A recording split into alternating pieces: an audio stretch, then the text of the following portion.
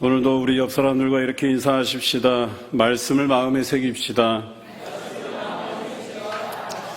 말씀을 마음에 새길 뿐만 아니라 여러분 자녀들과 함께 나누시고 또 그 나눔 가운데 하나님의 놀라운 말씀의 능력을 체험해 가시기를 주님의 이름으로 축복합니다. 이번 주간에 제가 목소리가 좋지 않아서 오늘 부득이하게 우리 부목사님들께 설교 전까지 인도를 좀 맡겨드렸습니다. 괜찮으시죠? 네, 저보다 훨씬 좋은 것 같습니다.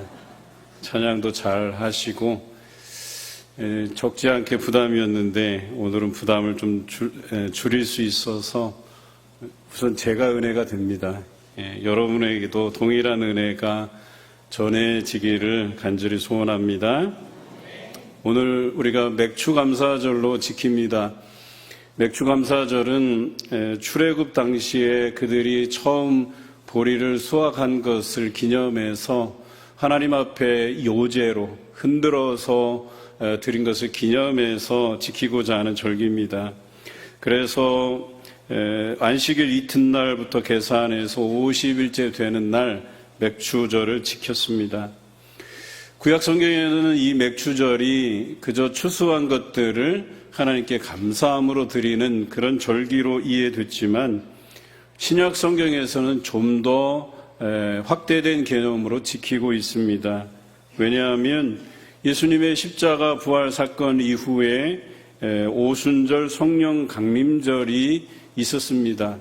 그래서 그 강림 사건을 통해서 제자들이 힘을 얻고 그들이 영적으로 더욱 성숙해지고 또 하나님 나라를 전하는 제자로서의 사명을 감당했습니다. 그래서 그 기간 동안 교회들이 많이 성장하고 복음이 많이 확대되었습니다. 그리고 나서 지키는 절기가 맥추감사절인데 그저 우리가 상반기 은혜들을 정산해서 하나님 앞에 감사드리는 절기뿐만 아니라 우리가 성령 강림 주의를 지키고 그 이후에 영적으로 어떤 성숙을 이루었나 그리고 하나님 앞에 어떤 말씀의 열심을 내었는가를 우리가 정산해 보고 그것에 대한 열매 맺음에 대해서 감사하는 절기로 지키는 것이 맥추감사절이다라고 하는 것입니다. 여러분, 성령 강림 주일 이후에 우리는 어떤 영적인 성숙을 위해서 노력해 오셨는지 그리고 그것에 대해서 얼마만큼의 영적인 열매들을 맺었는지를 한번 생각해 보는 이 시간 되었으면 합니다. 오늘 시편의 말씀을 우리가 함께 나누는데요. 오늘 이 시편의 내용에 보니까 우리가 포로기 때 그 시절을 기억하면서 예루살렘 성으로 돌아왔을 때에 그 포로를 남방의 시내들 같게 하셨다 이렇게 표현하면서 그날이 우리에게는 꿈 같은 날이었다. 꿈을 꾸는 것 같았다. 이렇게 시인이 표현해내고 있습니다. 그들이 포로기에서 얼마나 고생을 했었으면 돌아와서 그 일이 정말 꿈같이 여겨졌을까요? 70년을 포로로 보내다 보면 아마 이런 생각을 했을 거예요. 빼앗긴 들에도 봄은 오는가 이런 책의 제목처럼 정말 우리에게 예레미야 선지자가 선포한 예루살렘으로 돌아갈 그 시기가 우리에게 올까 이런 궁금함이 생겼을 거예요. 우리도 일제의 36년 압제 안에 있었지 않습니까? 우리나라가 다시 광복의 그날을 맞이할 것이라고 많은 사람들이 생각했을까 하는 생각이 듭니다. 그런데 광복의 그날을 맞았을 때에 온 거리로 백성들이 몰려 나오면서 대한민국 만세를 외쳤던 그때를 생각해 보면 아마 상상이 가능할 것 같습니다. 우리 세대는 그것을 이해하지 못하지만 일제강점기와 6.25 전쟁을 경험한 세대들은 광복의 기쁨 또 전쟁이 끝난 그 휴전의 기쁨을 아마 그들이 잘 알 거라는 생각을 해봅니다.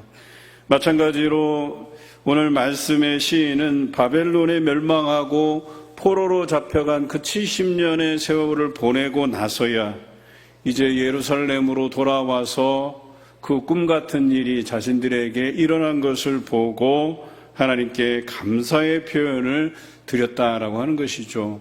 오늘 성경에 보니까 그들이 웃음으로 하나님을 크게 찬양했다라고 기록하고 있어요. 얼마나 그 기쁨이 대단했으면 하나님께 그렇게 웃으면서 찬송했을까 하는 생각이 듭니다.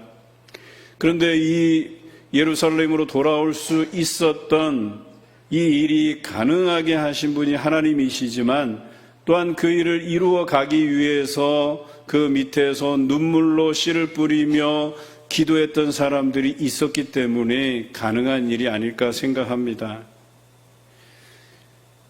오늘 이 말씀이 이루어지기까지 그들은 1차, 2차, 3차에 걸쳐서 예루살렘으로 귀환하는 그런 역사적인 사건이 있었습니다.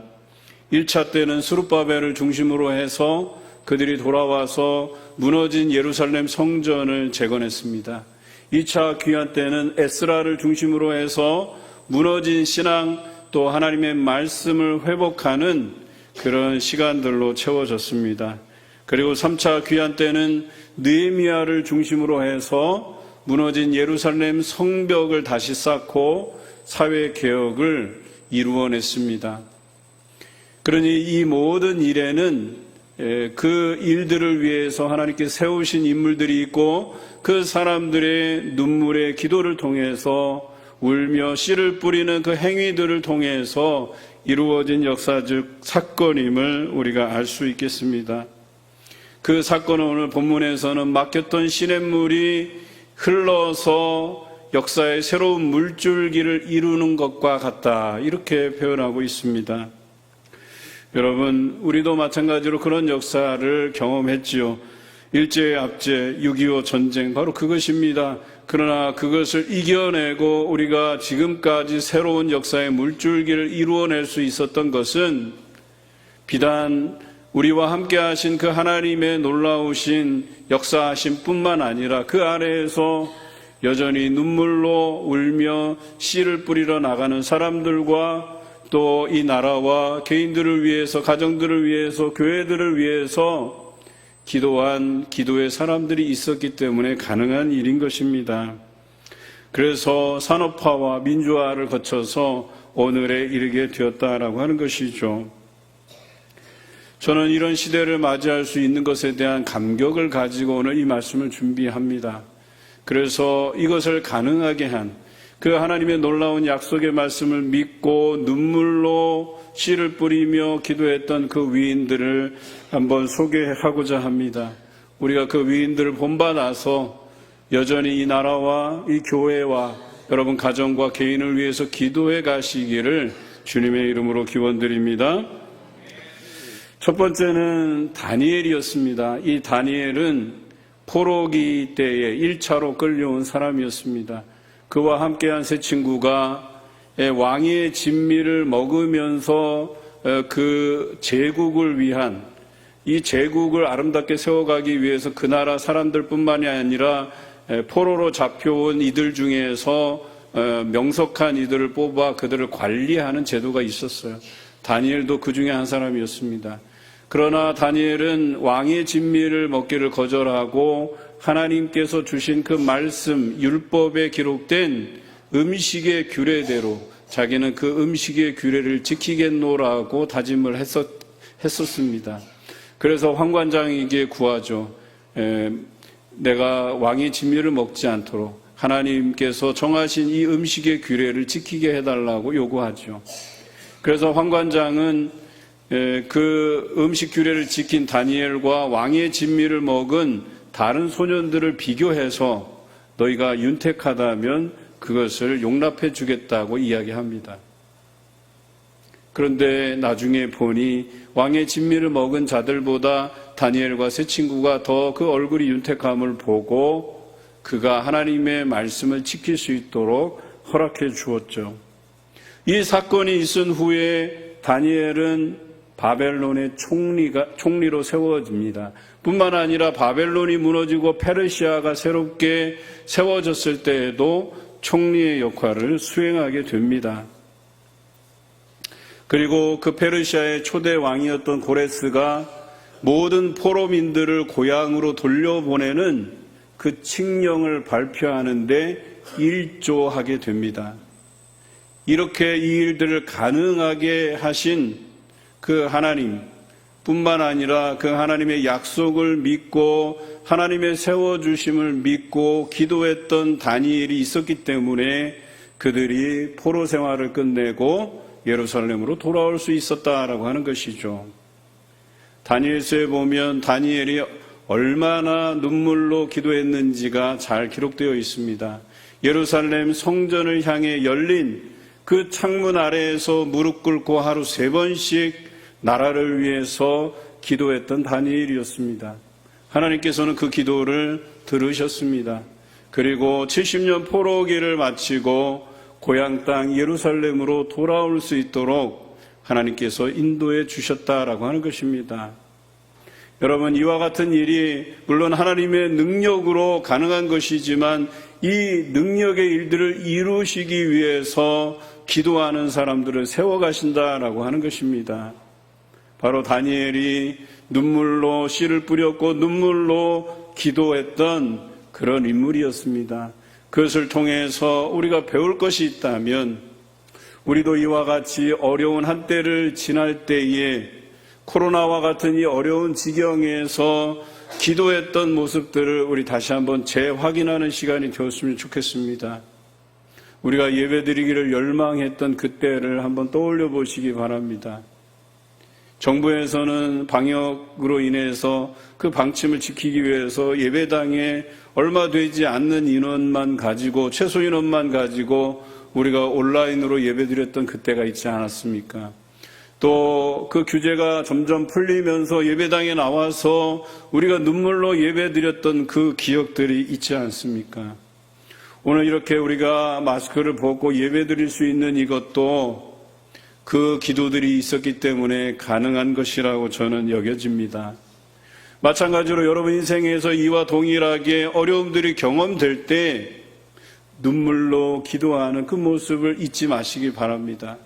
그 모습이 여러분들을 웃게 할 것이고 눈물로 씨를 뿌리는 자가 기쁨으로 단을 거두는 역사가 여러분 삶에서 경험될 줄로 믿습니다.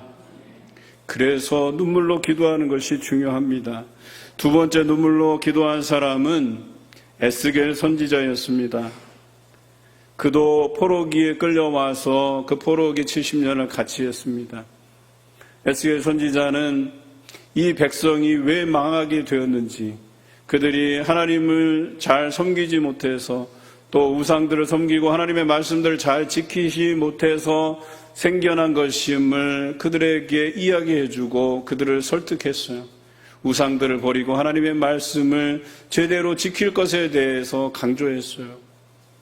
그러나 이들은 처음에는 그들의 하나님의 음성에 귀 기울이지 못했어요.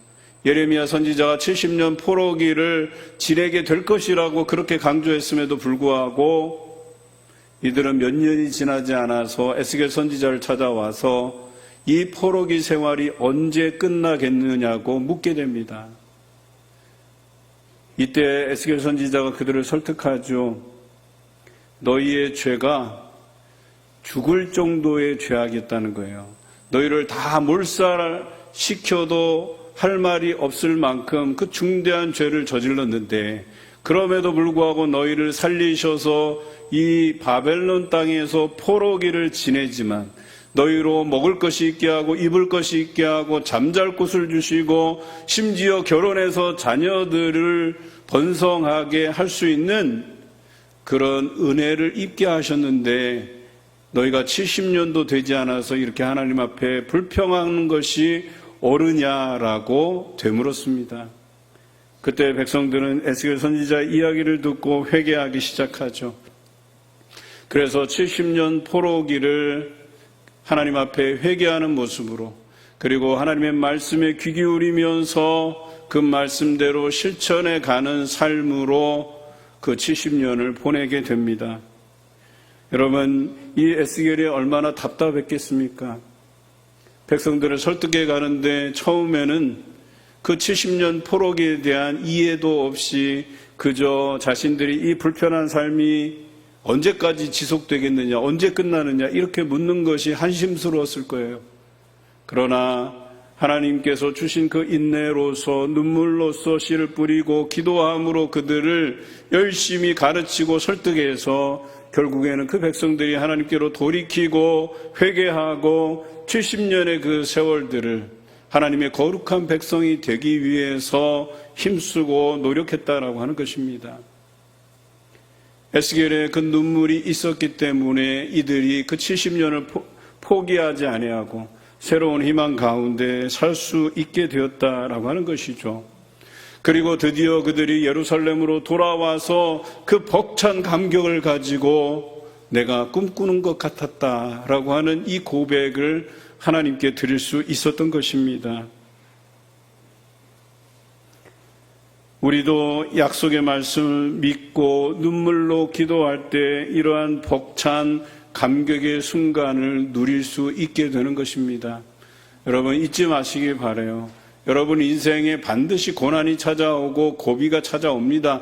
그러나 우리가 잊지 말아야 될 것은 그 눈물의 기도가 그 고난 중에서도 눈물로 씨를 뿌리는 그 행위가 반드시 기쁨으로 단을 거두게 되는 열매를 맺게 되실 것임을 여러분 믿으시길 바랍니다. 우리가 그 말씀 안에서 철저히 우리 자신을 돌아보고 회개할 것이 있다면 철저하게 회개함을 통해서 우리 자신들을 하나님께 내어 맡겨드려야 됩니다. 때로는 우리가 금식하면서 기도해야 될 필요가 있습니다. 그러할 때에 우리가 그 고난을 딛고 일어서서 우리 인생에서 다시 없을 그런 전성기를 누리게 하실 것입니다. 이러한 인생의 경험이 우리 교회와 여러분 각자에게 경험되시기를 주님의 이름으로 기원합니다. 이제 남유다가 예루살렘으로 돌아왔을 때의 그 벅찬 감격을 이야기하면서 또 한 번 우리가 잊지 말아야 될 그 인물이 있죠.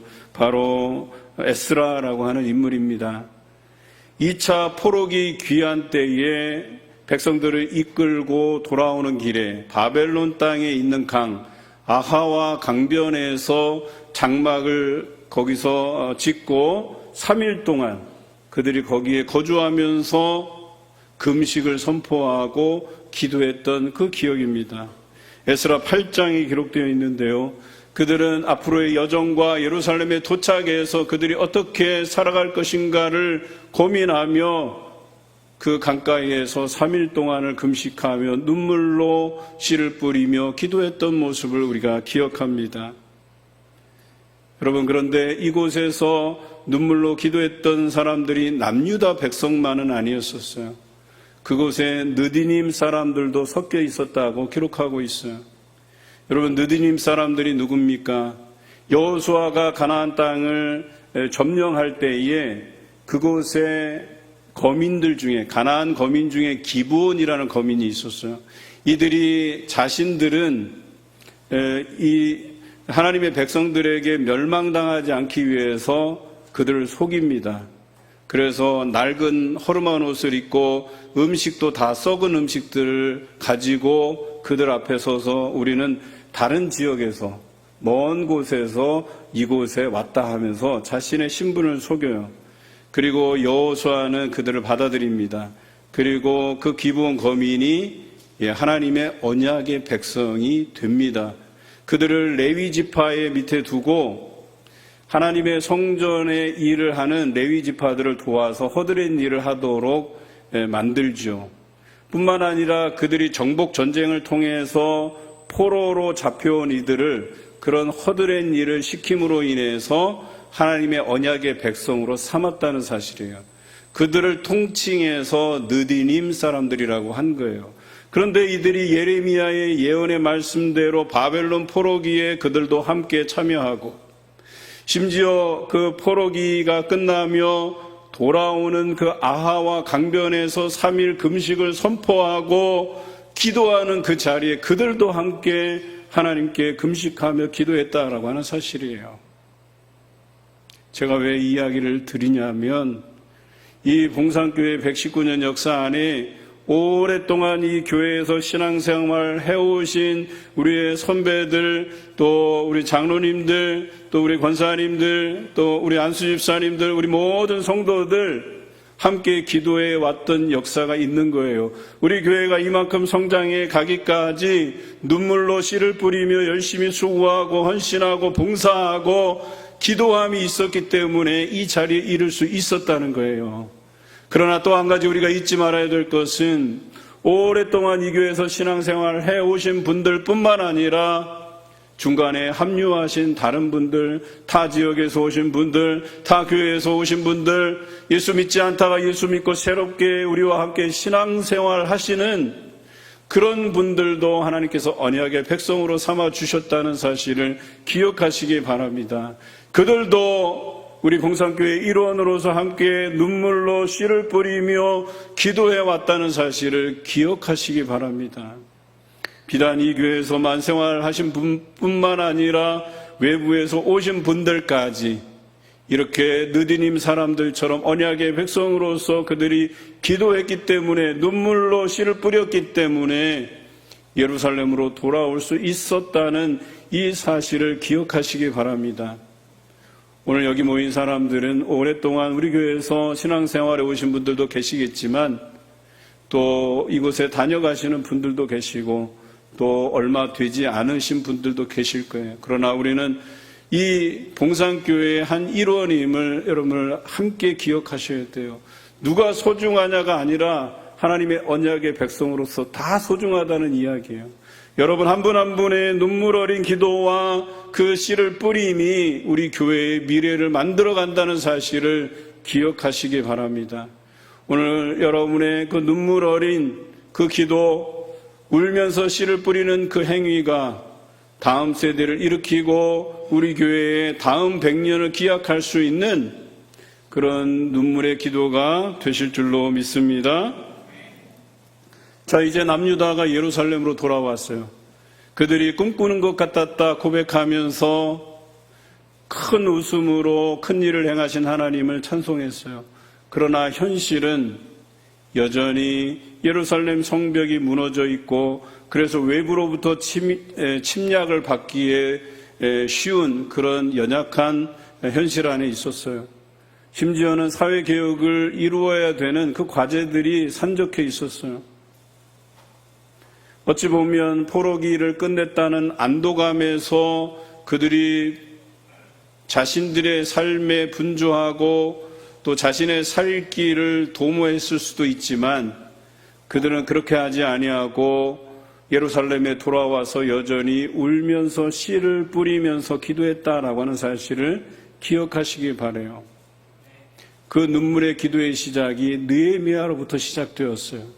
예루살렘에 여전히 돌아왔지만 그 어려운 지경에 있는 자신의 동포들을 기억하면서 그 소문을 듣고 눈물로 기도했다고, 금식하며 기도했다고 기록되어 있습니다.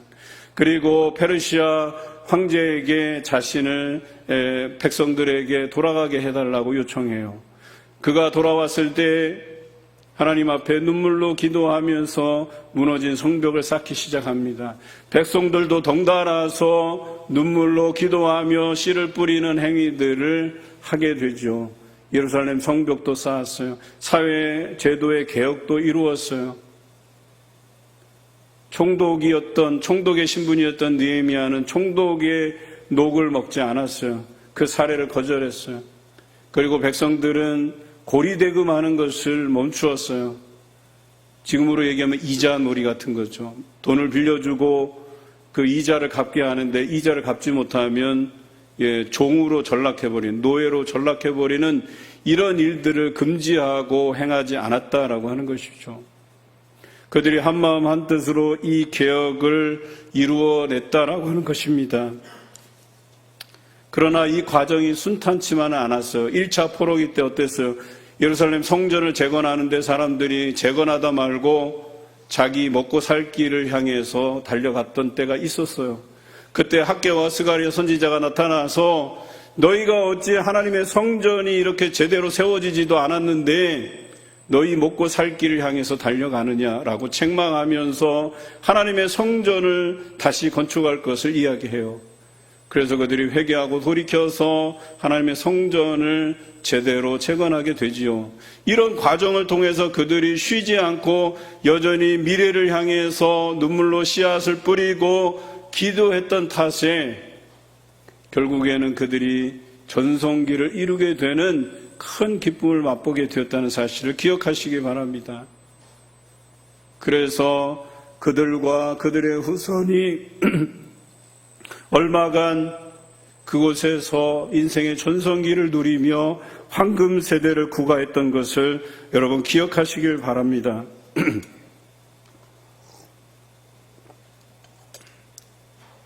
그들은 예루살렘으로 돌아와서도 울며 씨를 뿌리는 수고를 마다하지 않았어요.